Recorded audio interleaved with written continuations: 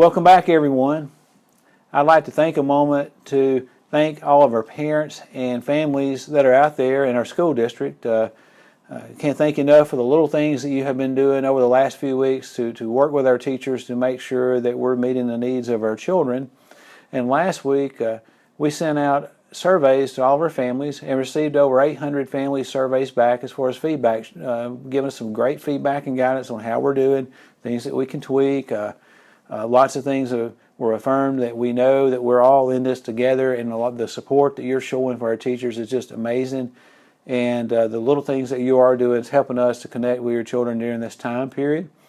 I would like to say that based on the surveys, we're going to turn our Chromebooks on at the elementary level and keep them on so you can work until 9 p.m. at night, because a few of you were saying, Dr. Loden, we're getting home from work, we're working, but it's timing out at 8. Can we have an extra hour? So we're giving an extra hour for that. And then one thing that I believe we'll be helping to do a better job on starting this week is there was several parents that said, hey, can we have more feedback? We know that we're not getting grades per se, but just are the assignments okay? Is my child finishing everything they need to finish? Are there things that we're not finishing that we need to finish? And this week will be one of the conference weeks that we talked about, where the teachers will actually be setting up phone call conferences to talk to you about how your child or children are doing.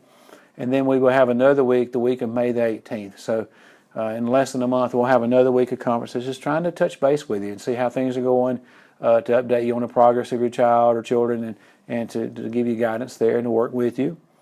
And then really excited about our teachers on one area. Last week we talked about the summer school dates and having summer school and the importance of summer school.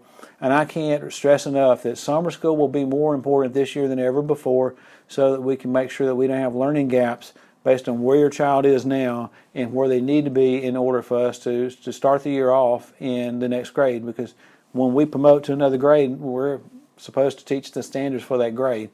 And with the work that we're doing together now, and then with the 2 summer school sessions that we will have, we really believe that we'll be able to have your child where they need to be in the fall. And the big thank you there was, this is new for us to have 2 sessions of summer school, especially one in July. And one of the big first steps was, will we have enough teachers that are willing to teach June and July, or June or July? And we have had a significant number of teachers to say, yes, we want to teach, we'll be glad to teach.